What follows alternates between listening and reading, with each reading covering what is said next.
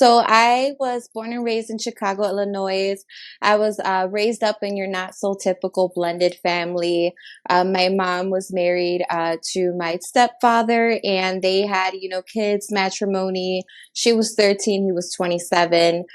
So you can just, like get some background on what the dynamic was at that time in those days. And there was a lot of abuse that went on, mental and physical, and it caused my mom to kind of like step out of her marriage, and that's how I came along. And during that time, I never really knew who my biological dad was because my stepfather, raised me and took me in as his own. So there was like a brief time where, I thought, hey, my stepdad is actually my real dad up Mm. until I was 7 years old.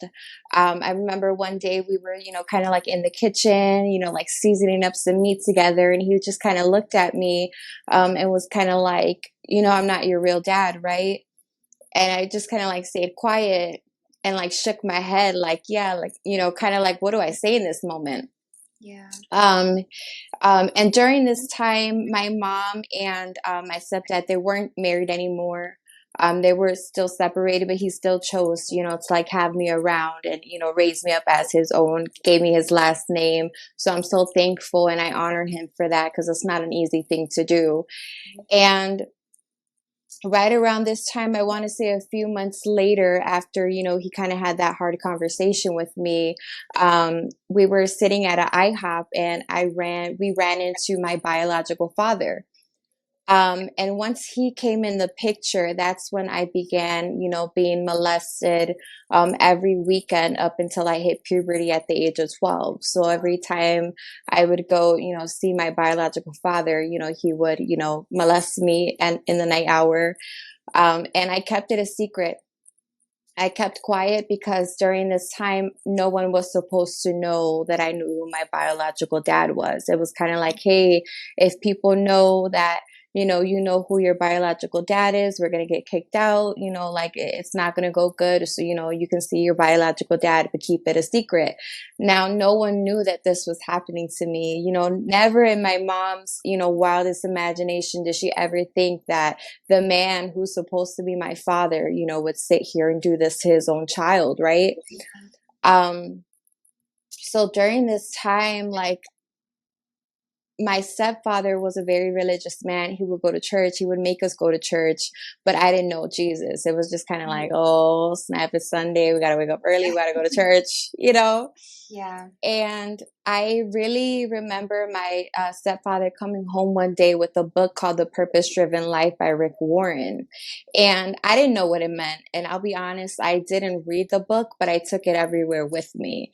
I remember taking it to school, taking it to my biological dad's house. And whenever, I would get assaulted that night or molested, I would keep the book close to me. And things went on this way for, I want 5 years, from 7 to 12 years old. And during this time, my mom got really sick.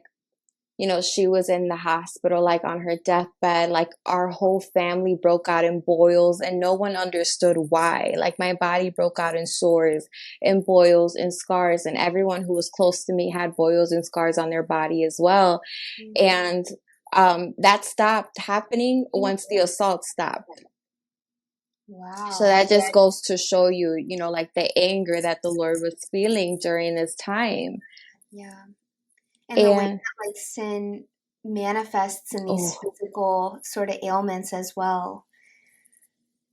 my goodness, it's really wild. And you know what? I love that you said that because sin can make you sick. Yeah. Sin will make you sick.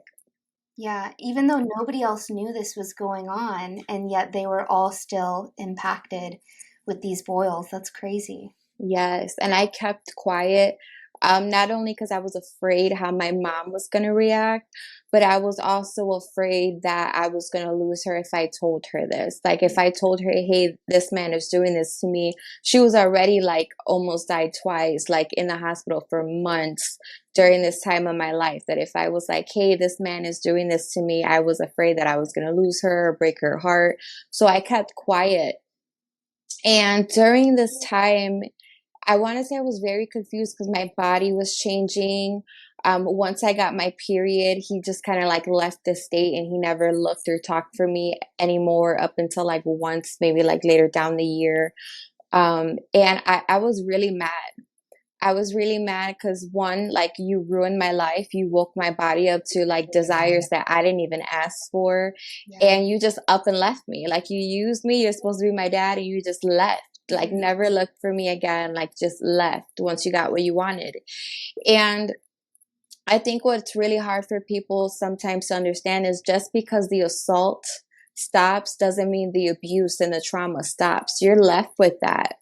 And that's basically what it was. I was left with that. I was left with rejection. I was left with abandonment. I was left with all these types of, um, things that come attached to molestation spiritually. And I Mhm. was angry. I felt like this secret was weighing me down. So I did what anyone else would do and I rebelled.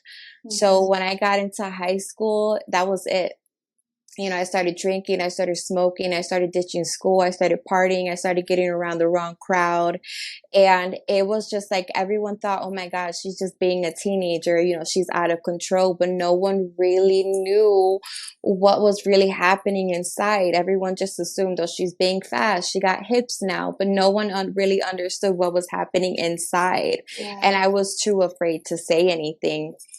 Yeah, like the actual spiritual root and brokenness that was leading to your rebellious behavior. Yeah, it's so easy to look at like young preteens and teens who are going through that and not realize that like their actions are rooted in hurt. Like somewhere along the line they've been hurt or misunderstood God or their identity.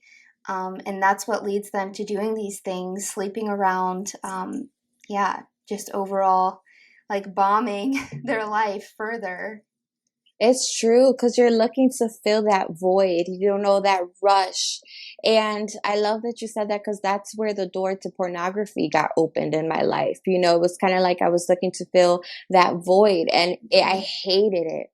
Even to this day, I still like think about it. I'm like, I like if there is like a demon or anything that I will go toe to toes with any day, it's definitely the spirit of lust, pornography, Jezebel, incubus, succubus, because the rabbit hole that it entangles you in, and it grieves me so much to know how this demon is literally destroying the lives of people who don't know Christ yet. Yes. And that's why it's our mission to speak out on this because I opened the door, to pornography and it led me down like a rabbit hole of fetishes and like looking up things that I didn't, need to be seeing and just kind of like me looking to fill that empty void that was awakened and I didn't even ask for it. Yeah, yeah. Like the abuse led in both like the spiritual side of like the demonic into your life through that trauma.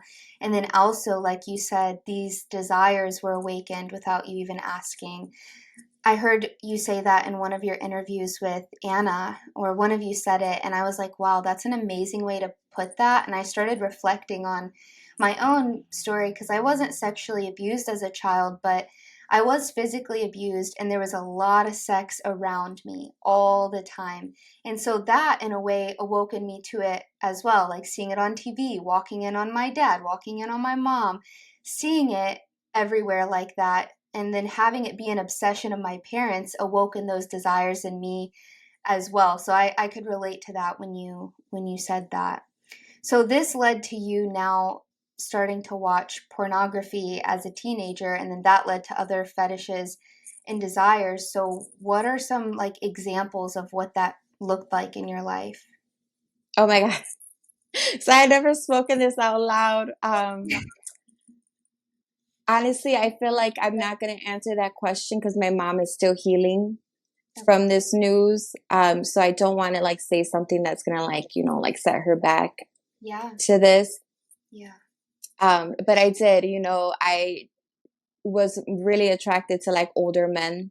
Okay. During this time, I was really looking for a father figure because Mhm. though I had my stepfather in my life, it was still kind of like, you're my child, but you're not my child, Yeah. and he had his own family. And I always felt like, where did I really belong? What was my true place? And so, um, I remember just wilding out. Like, I remember having older guys in my inbox, because I was mature.